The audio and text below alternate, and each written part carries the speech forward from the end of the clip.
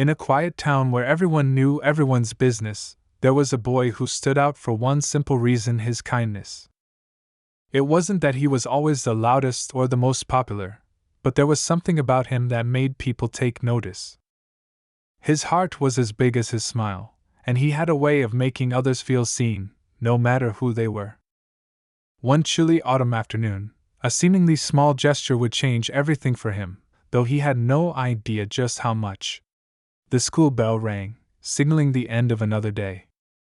Students rushed out of the building, eager to head home or to their after-school activities. Among them was a young boy, backpack slung over one shoulder, his lunchbox clutched in his hand. He wasn't in a hurry to leave, he wasn't rushing to meet friends or heading to a game. He was simply walking, enjoying the crisp air and the freedom of a quiet afternoon. As he walked through the park on his way home, he noticed an elderly man sitting on a bench near the far end of the park. The man was dressed in layers of worn-out clothing, a patchwork of faded colors that seemed to tell a story of years gone by. His hands trembled slightly as he held a cup in his lap, and his face was etched with the kind of lines that spoke of a life lived in hardship. His eyes, though tired, were kind, and there was a faint glimmer of gratitude whenever someone passed by and gave him a brief glance. The boy slowed his steps as he neared the bench. Something about the old man caught his attention. Maybe it was the way he sat so still, or perhaps it was the sadness in his eyes that made the boy feel a tug at his heart. He had seen people like him around the neighborhood before, but he had never really stopped to think about what it might be like for them. He glanced at the lunchbox in his hand, and a thought struck him. Without hesitation, the boy approached the elderly man, his steps light and careful. "Excuse me, sir," he said, his voice soft but steady. The old man looked up, his eyes squinting slightly as he took in the boy's face. For a moment, neither of them said anything. There was a silence between them, but it wasn't uncomfortable. It was the kind of silence that filled the space with understanding, even without words. I have some extra food," the boy said, holding up his lunchbox. "Would you like some?" The old man's face softened, a smile tugging at the corners of his lips. "That's very kind of you, young man," he replied, his voice raspy but filled with warmth. "But I don't want to take your food." The boy shook his head, determined. "It's no trouble at all. I have more than enough. Please let me share it with you." After a moment's hesitation, the old man nodded, his hands shaking slightly as he reached out to accept the offer. The boy carefully opened the lunchbox, revealing a sandwich, some fruit, and a small container of chips. As they shared the meal, the boy felt a sense of contentment wash over him. It wasn't just about the food, it was the connection, the simple act of sharing something with someone who might not have had much. The two of them sat there for a while, eating in silence, but there was something about the moment that made it feel peaceful, almost like time had slowed down just for them. But little did the boy know, their quiet exchange had not gone unnoticed. Unseen by either of them, a figure had been watching from the shadows. A man, well dressed and holding a phone, stood across the park, his eyes focused on the scene unfolding before him. His expression was unreadable, but there was something about the way he watched that made it clear this moment was more significant than it appeared. The boy finished his lunch and stood up, his heart light. He looked at the elderly man one last time. "Take care, sir," he said with a smile, then turned to head toward home. The old man watched him go, his heart swelling with gratitude. "God bless you, young man," he whispered under his breath, his voice barely audible as the boy disappeared into the distance. As the boy walked away, the figure across the park remained still. His gaze never left the boy, and there was a quiet intensity in his watchful eyes. Who was he? Why was he watching them? What could this moment mean in the bigger picture? It was a mystery that would soon unfold in ways the boy could never have imagined.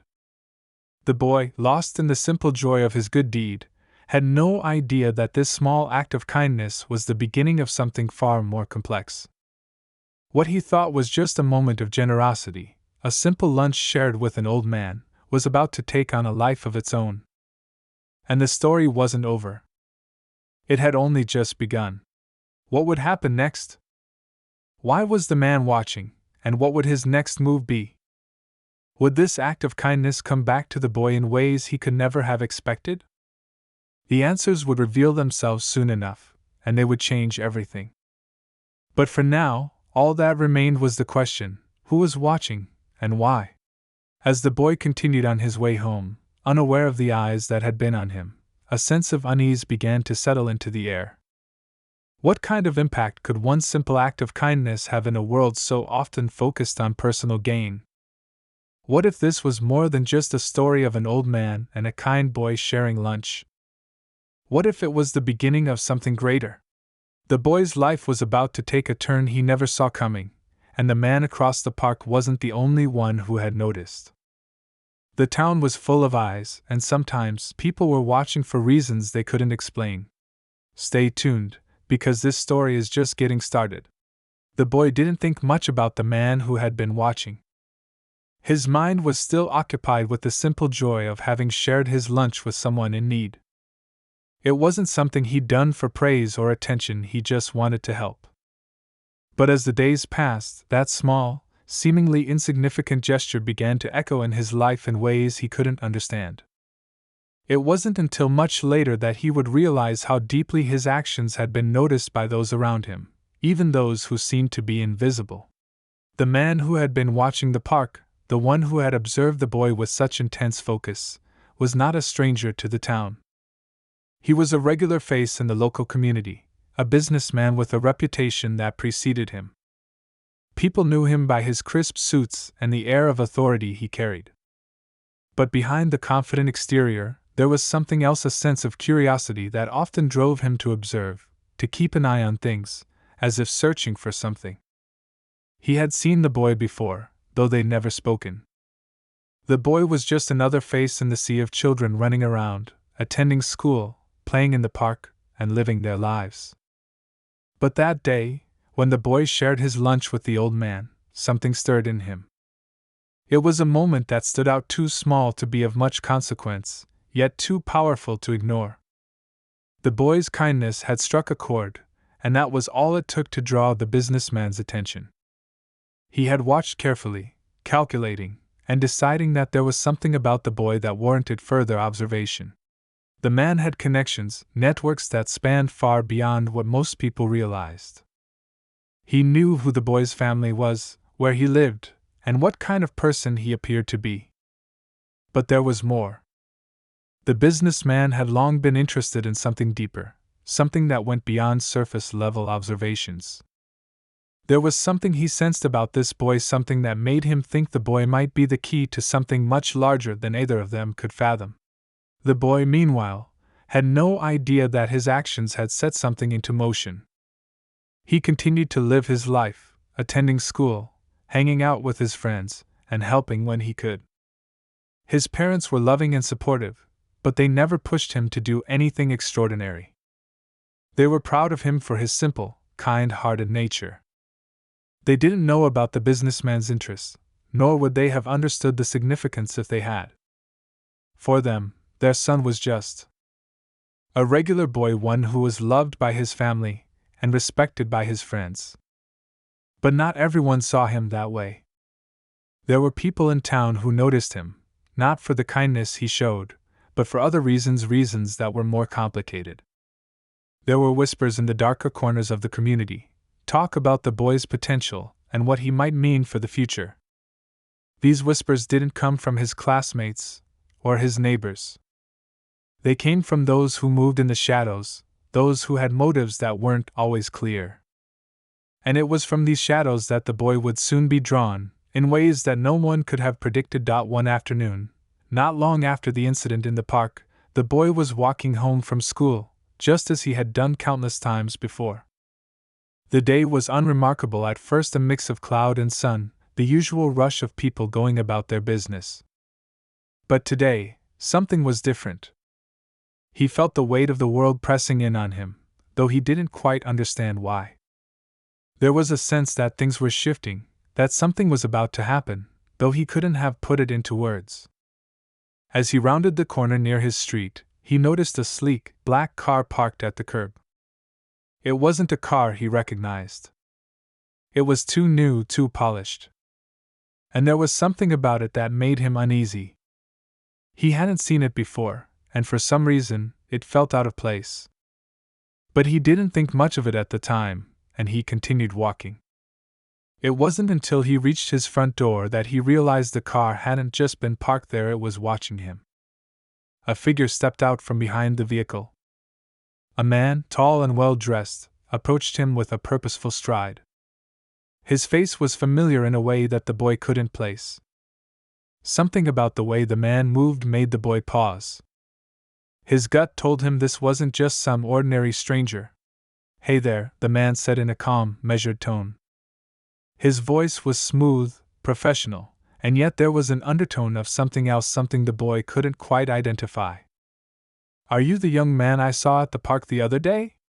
The boy nodded, confused but polite. "Yeah, I was there." "With the old man?" The man smiled faintly, his eyes narrowing slightly. "I saw what you did. Very generous of you." He paused, letting the words sink in. "You've got a good heart." The boy didn't know how to respond. There was something unsettling about this man's presence, about the way he was speaking to him. It was as if the man knew too much, as if he was reading something deeper than just a simple act of kindness. "Who are you?" the boy asked, his voice a little firmer now, trying to stand his ground despite the unease creeping up his spine. The man's smile remained, though it didn't quite reach his eyes. "That's not important right now," he said smoothly. "What matters is that I see potential in you. I think you have a unique quality.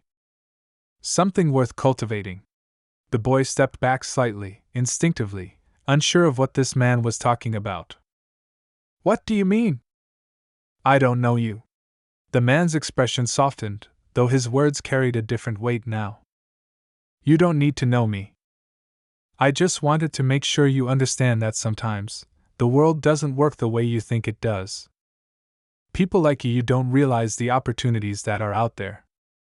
The things you can do, the things you can change." The boy felt a chill run down his spine. He didn't know what to say. The man was saying things that didn't make sense, things that felt like they were meant for someone else, not him. And yet, there was something in the way the man spoke that made him feel like he couldn't just walk away. The man took a small step closer, his gaze steady. "I think you'll understand soon enough. Just don't forget what I've said." With that, he turned and walked back toward the black car, which started up smoothly and pulled away from the curb. The boy stood there for a moment, staring after it, his heart pounding in his chest. He couldn't shake the feeling that this wasn't just some random encounter, that somehow his life was about to change in ways he couldn't yet understand. He turned and walked into his house, but even as he did, he couldn't shake the lingering sense of unease. What had that man wanted from him? And why did it feel like his simple act of kindness in the park had set something in motion that he couldn't control? He had no answers. Only questions. And the feeling that the story wasn't over. Not by a long shot. The next morning, as the boy walked to school, he couldn't help but look over his shoulder, half expecting to see the man in the black car again. But the street was empty. The park was quiet. Everything seemed normal. Still, he couldn't shake the feeling that something had shifted, that his life was no longer just his own. And somewhere, far off, the businessman watched again carefully, patiently. He knew it was only a matter of time before the boy would understand. And when that time came, nothing would ever be the same again. The days that followed felt different to the boy, though he couldn't pinpoint exactly why. There was a nagging feeling in the back of his mind, a quiet sense that something was coming, something big. He tried to push it away, thinking it was just his imagination. After all, things had been fine before that strange encounter with the man in the park. But the unease lingered, like a shadow that followed him wherever he went. Every time he left his house, he found himself scanning the streets, half expecting to see the black car, or to spot the man with the cold, calculating smile. He tried to focus on school, to distract himself with his friends and his lessons, but the feeling never quite left. It was as if the world around him had subtly shifted, and he was no longer just a regular kid. He felt like he was being watched, as though every move he made was being evaluated. It didn't help that every so often, he'd catch a glimpse of something unusual, an unfamiliar face in the crowd, a car slowing down as it passed by, eyes that seemed to follow him even when he wasn't looking. The old man, the one he had shared his lunch with in the park, had been on his mind too. After that day, he hadn't seen him again. He wondered if the man had gone back to wherever he had come from, or if something had happened to him. There was a strange sense of unfinished business in his heart, but he didn't know how to reach out. The town had so many people, so many lives intersecting, but there were also so many invisible threads connecting everyone in ways that couldn't be seen. And some of those threads were tied to him now, in ways that he couldn't possibly understand. One afternoon, just as he was heading home from school, he saw the black car again. It was parked across the street from his house, just like before. His stomach twisted into knots, and his heart began to race. This time, the man wasn't standing by the car. But there was something unsettling about its presence, a sense of anticipation that hung in the air. He tried to shake off the feeling, but it was impossible. It felt like the calm before a storm. Later that evening, the boy sat at the kitchen table, his thoughts racing. His parents were busy in the other room, chatting about work and the usual evening tasks, but he couldn't focus on anything they were saying. Every so often, his eyes darted to the window, as if expecting to see the black car again. And then, just as he was about to convince himself he was overreacting, he heard the knock at the door. It was sharp, insistent. His heart skipped a beat as he stood up and walked cautiously to the door. When he opened it, there stood the man, the same man from the park. His presence seemed to fill the doorway, a looming figure who commanded attention without saying a word.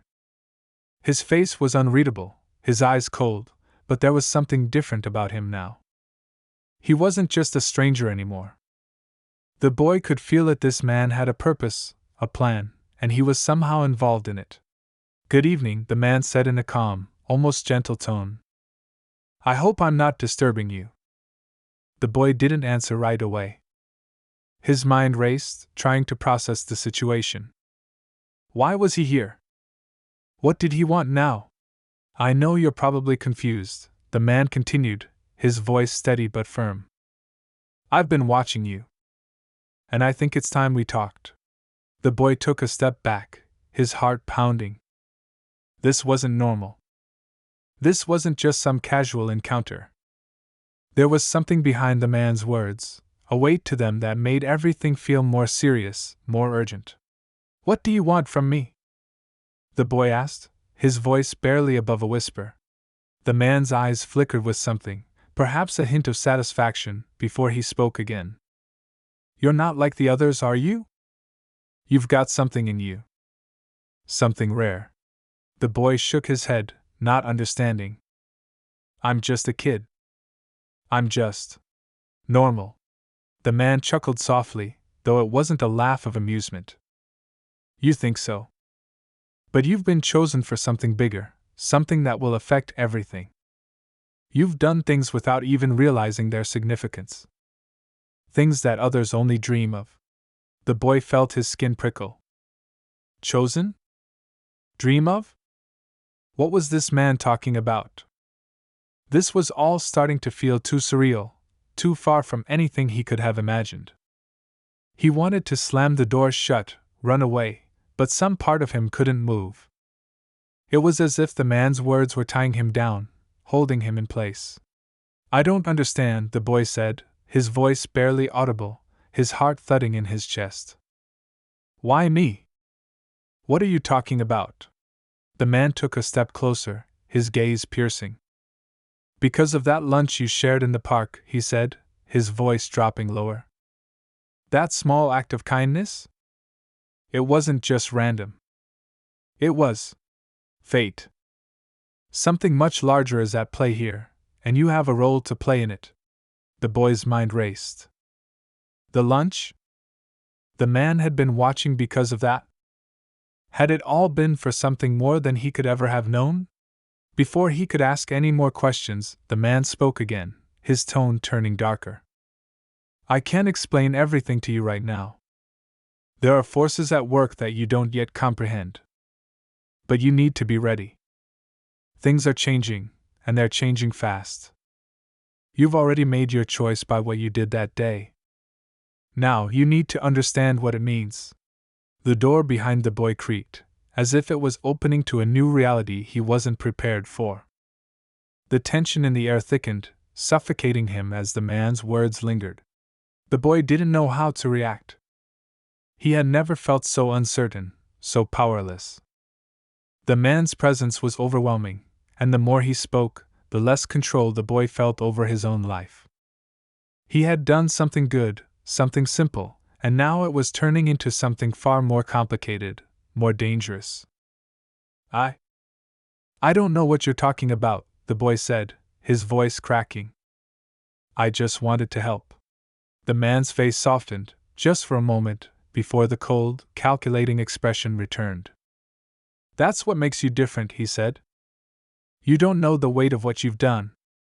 But soon you will. Without another word, the man turned and walked back toward the black car, disappearing into the night as if he had never been there. The boy stood frozen, the door still open behind him, the cold night air creeping in. He wanted to run, to scream, to demand answers. But there was no one to turn to. It was as though his entire world had just been pulled out from under him, leaving him suspended in uncertainty. What had he done? And more importantly, what did it all mean? He slammed the door shut and sank to the floor, his mind spinning. Outside, the black car waited, its engine idling, as if to remind him that this wasn't over. The boy had no idea what was coming next, but he knew that whatever it was, it would change everything. And he wasn't ready for it. The boy sat on the cold floor, his back pressed against the door, his thoughts a blur. The man's words kept circling in his head, each one like a weight pressing down on him. You don't know the weight of what you've done. The phrase echoed louder and louder, until it felt like the walls themselves were vibrating with it.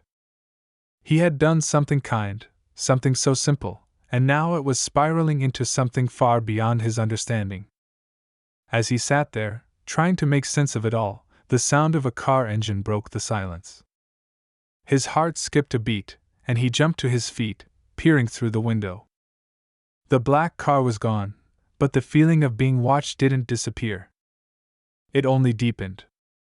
He shook his head, trying to push the thoughts away, but they clung to him like a second skin.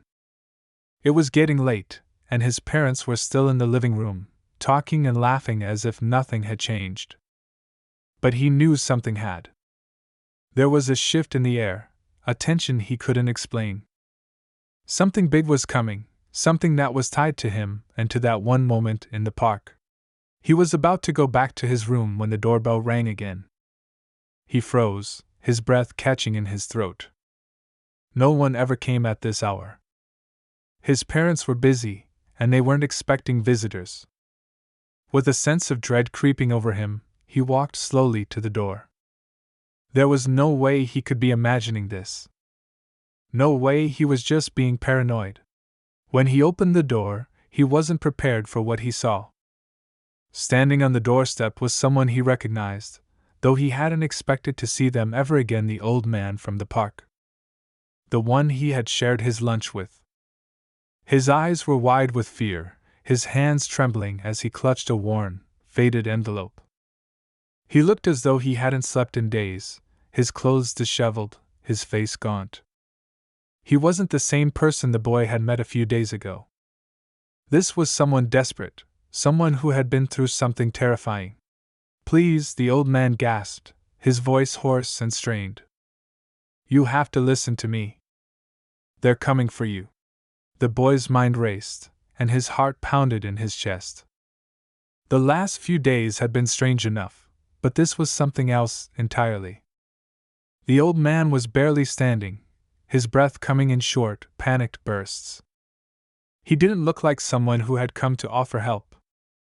He looked like someone who had barely escaped something awful, and now, the boy was being pulled into it. "What's going on?" the boy asked, his voice barely above a whisper. He wanted to slam the door shut, to run and hide from whatever mess he had found himself in, but the old man's eyes told him he couldn't. "Not this time. They know about you," the old man whispered, stepping into the doorway without waiting for an invitation. "They've been watching you, just like they watched me. I thought I could hide, but they found me anyway. You don't understand, boy. This isn't just about being kind. This is about power. And they'll do anything to control it." The boy was shaking now, his hands gripping the doorframe for support. The pieces of the puzzle were beginning to fit together, but it wasn't a picture he wanted to see. "Who are they?" he asked, his voice trembling. "What do you mean by power?" The old man looked over his shoulder, as though he feared someone might be listening, before stepping further into the house. He lowered his voice to a whisper, his eyes darting around nervously. "There's a group, a very powerful group, that's been watching people like you. People who have something special about them. You don't even realize it, do you?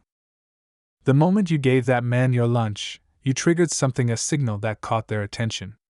The boy was still struggling to process the information. "But I just helped him. I didn't think it meant anything. I didn't know." The old man interrupted, his eyes burning with intensity. "You don't understand. It's not about kindness, it's about what you have inside of you. Something they want to use. Something they've been hunting for years. The moment you made that decision to help him, you unknowingly set off a chain of events. It's too late now." The boy's head was spinning. "What do they want with me?" "What do you mean?" Hunting. The old man closed his eyes, taking a deep, shaky breath. "I can't explain all of it now. There's not enough time. But I'm telling you, they'll stop at nothing to find you. They'll use anyone, anything to get to you. I've seen it. I've lived through it. And I'm telling you this now, because you don't have much time before they come looking for you." At that moment, a loud bang echoed from somewhere outside the house. The boy's heart leapt into his throat. He turned to look at the old man, who had gone pale. The man grabbed his arm, his grip tightening. "They're here. It started. You have to go. Now. Don't let them find you." The boy's mind raced, the panic setting in. He wanted to run, to escape, but where would he go? Who could he trust? The entire world had suddenly become a threat, and he had no idea who was friend or foe. Was the old man really trying to help him, or was this all part of something larger?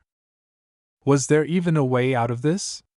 Before he could say anything, the old man was already moving toward the back door, pulling the boy along with him. "We don't have much time," the old man repeated, his voice strained. "They'll come through the front. We need to get out before they trap us." The boy had no choice but to follow. The old man knew something he didn't, and at this point, the boy was desperate for answers. They dashed through the house and out into the backyard, the boy's mind a whirlwind of confusion and fear. The air was thick with the tension of the moment, and the boy could feel the weight of the old man's words settling in. They were being hunted. But why? And by who? As they made their way to the back fence, the boy could hear distant sirens wailing in the distance, a growing sound of chaos spreading through the town. Something wasn't right. The air had changed. People were waking up to the same sense of danger that the boy had felt, and whatever was coming, it was going to come crashing through their lives whether they were ready or not. Just as they reached the edge of the fence, a flash of movement caught the boy's eye.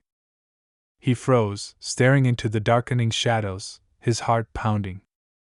In the distance, he could make out figures moving, circling, converging toward his house. He wasn't sure if they were the same men he had seen before, but the way they moved silent, calculated told him everything he needed to know. The old man turned to him, his eyes wide with fear. "It's too late. They've found us." And in that moment, everything changed. The boy realized that his life, his peaceful, simple life, had just been ripped apart by a single act of kindness. And now, nothing would ever be the same again. The boy's heart pounded in his chest as he stared at the approaching figures. They moved like shadows in the night, silent and methodical. His instincts screamed at him to run, but his legs felt like they were made of stone, frozen in place by fear and uncertainty. The old man beside him was shaking, his grip tight on the boy's arm as if trying to drag him out of the inevitable. But the reality of the situation was becoming clear. They had been found. There was no escaping this. "What do we do?" the boy asked, his voice barely above a whisper. The old man's face was ashen. He looked around frantically, searching for some way out, some escape route that would save them. But it was too late. The figures were drawing closer, their faces now visible under the dim streetlights. They wore dark clothes, their eyes cold and unfeeling. There was something unnerving about the way they moved, too perfect, too synchronized. They were professionals, hunters. "There's only one way out," the old man said, his voice trembling. "You have to trust me." Before the boy could respond, the old man pushed him toward the back gate, urging him to climb over. "Go! Now!" he shouted.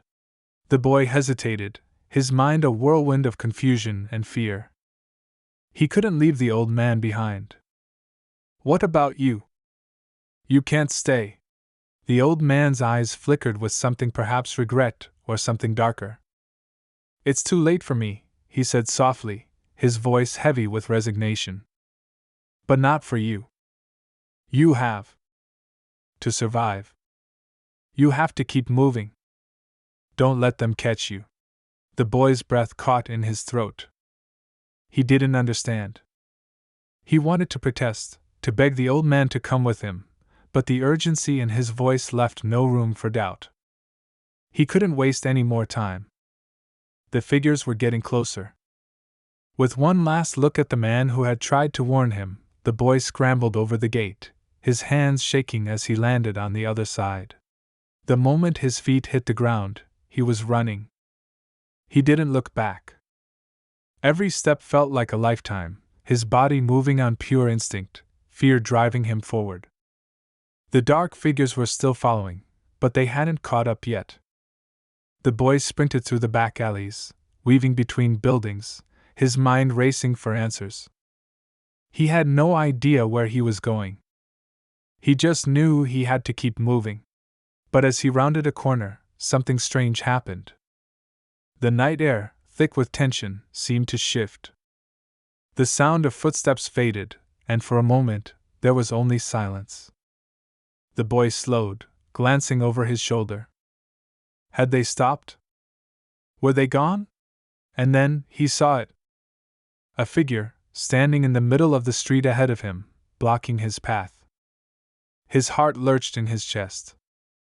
It was the man in the black car, the one who had spoken to him before. He was standing there, unmoving, watching the boy with those cold eyes. The boy froze, panic rising in his chest. "You," he started, but his voice faltered. "What do you want from me?" The man didn't speak immediately. He just stood there, his face unreadable, as though weighing something in his mind. Finally, he spoke, his voice calm but filled with an undeniable authority. "You still don't understand, do you?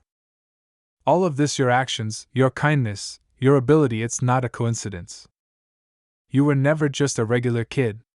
The boy's head spun, the words feeling like a puzzle that he couldn't quite fit together. "I don't know what you're talking about." The man's lips curled into a faint smile, but there was no warmth in it. "You don't need to. But the truth is, you've been part of something much bigger than you ever realized. Your choice in that park, your willingness to help, that was the key. You didn't just help an old man. You helped the wrong person. The boy's stomach churned. What are you saying? Who are you? What is all of this? The man's gaze hardened. I told you, you've been chosen. But not for what you think. He stepped closer, his eyes locking with the boy's. You were meant to be a part of something. Something I've been trying to stop for years. The boy's mind raced, 100 questions flying at once, but before he could speak, the man continued, his tone suddenly more urgent. You don't know how powerful you are, do you? How dangerous. The kindness you showed? It wasn't just an act of charity. It was a trigger. And now, they'll come for you, and they'll stop at nothing to get what you have. The boy recoiled, the weight of the man's words sinking in. No, this can't be happening. I'm just a kid. I didn't mean any of this. The man's eyes softened, just for a moment, and the boy saw something else, a flicker of pity. I know. But that's exactly why they'll never let you go.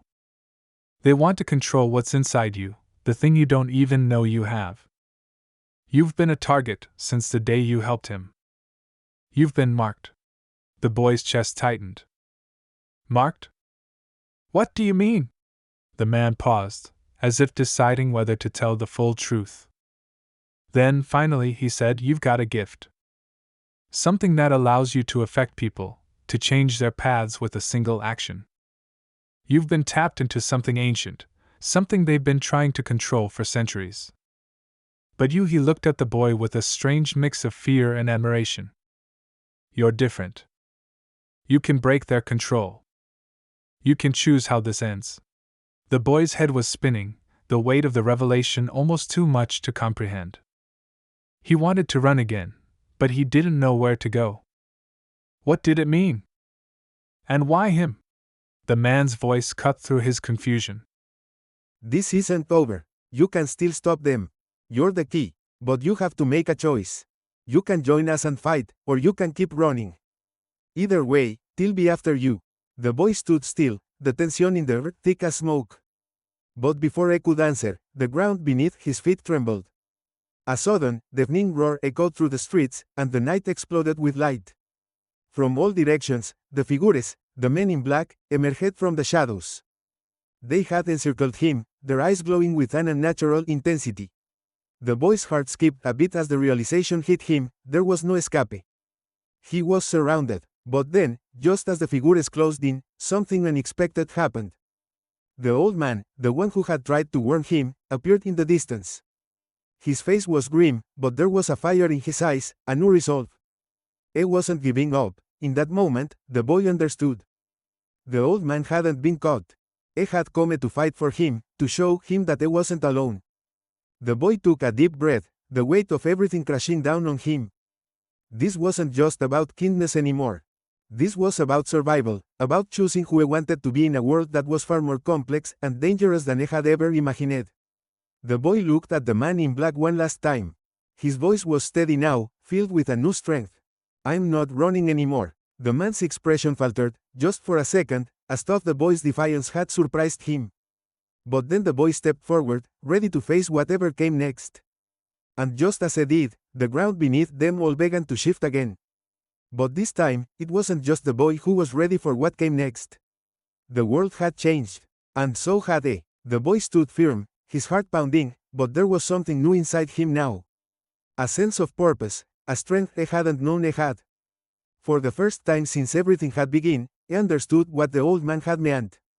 This was no longer just about kindness. It was about power, about something much bigger than him. And now, with the figures closing in, he wasn't running. He was ready to face whatever came next.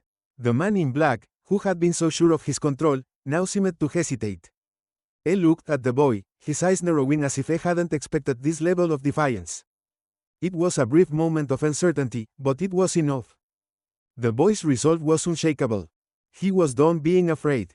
The old man, having closed the distance between them, stood beside him, ready for whatever came next.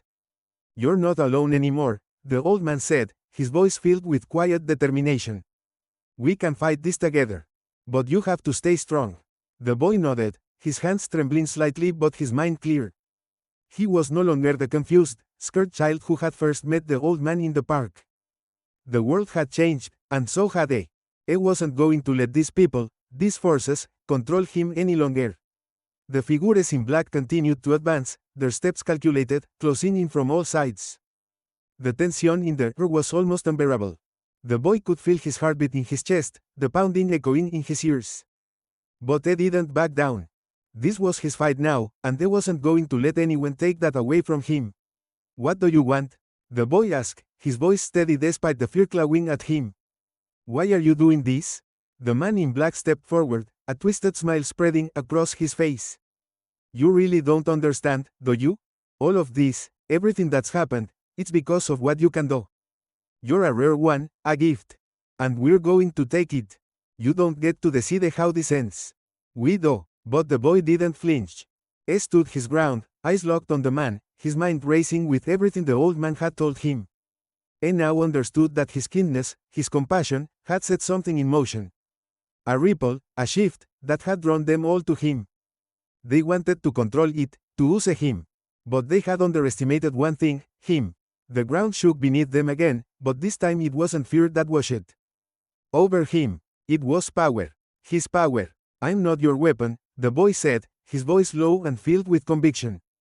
I'm not something to be controlled. There was a silence, a heavy pause. The figures in black seemed to stop, as if waiting for something. The boy could feel their eyes on him, calculating, measuring. But they didn't understand. They didn't know what they had realized in those fleeting moments of clarity. He wasn't alone. He wasn't just a tool to be used by anyone. He had the strength inside him to stop this, to break free from their hold. And he wasn't going to let them take that away. Without warning, the boy raised his hands, his fingers trembling, but his resolve unwavering. The moment his hands moved, the air around him shifted, the tension breaking like a thunderclap. The figures in black staggered, thrown back by an unseen force, their faces a mix of shock and disbelief. The boy felt a surge of energy deep within him, a power he hadn't known he had. It wasn't just physical strength, it was something deeper, something ancient. Something that made them afraid. Enough! The boy shouted, his voice ringing out across the street. The figures hesitated, but the old man stepped forward, joining the boy. You got this, he said, his voice calm but filled with pride. It's your choice. You have the power to end this. For the first time, the boy understood. It wasn't just about helping others, it was about owning his own strength, his own story. They had tried to manipulate him, to make him believe he was just a pawn. But he was the one who held the power. And now he knew how to use it. He focused on the figures, the dark presence surrounding him, and with a deep breath, he unleashed everything he had. The force rippled outward, sending a shockwave through the air. The figures in black were thrown back, crashing to the ground, unable to stand against the overwhelming force of his will.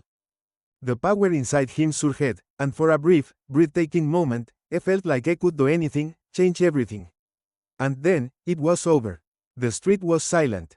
The figures lay sprawled on the ground, motionless, their eyes wide in shock. The old man stood by the boy's side, his expression unreadable. But there was no mistaking the pride in his eyes. The boy collapsed to his knees, exhausted, his hands still trembling from the energy he had released. It had been too much, too overwhelming, but he had done it. He had won. The man in black, the leader of the group, lay motionless in front of them, his eyes open but blank. The boy didn't know if he was alive or not. He didn't care. The danger was gone, and he was free. The old man knelt beside him, placing a hand on his shoulder. You did it, he said quietly. You've saved yourself, and the rest of us. The boy looked up at the old man, his heart still racing, but now with a feeling of relief. Is it over? He asked, his voice hoarse. For now, the old man replied. But this isn't the end. There will always be people like them, trying to control others. But now you know what you're capable of. You don't have to hide anymore. You can choose how to live your life. The boy nodded, still trying to process everything. The world had changed, but so had he. He was no longer just a boy who shared his lunch with an old man. He was someone who had power, someone who had learned that kindness wasn't weakness, it was strength. And now, he could shape his own future. The old man stood and extended a hand to the boy, helping him to his feet. Come on, let's go home. There's still much for you to learn, but you're not alone anymore. You have a purpose. You just need to decide what that purpose is. The boy looked around one last time, the weight of everything that had happened settling in. He had been scared, confused, lost, but now, for the first time, he felt like he understood. He had the power to change his own story. And maybe, just maybe, he could help others change theirs, too. As they walked away from the scene, the boy glanced up at the night sky, feeling a quiet sense of hope that he hadn't felt before. The world wasn't perfect, but he knew he had the strength to face whatever came next. It was his journey now, and he was ready. And somewhere in the distance, just beyond the horizon, something stirred. Another challenge, another chapter, waiting for him to write. But for the first time, he wasn't afraid. He was ready.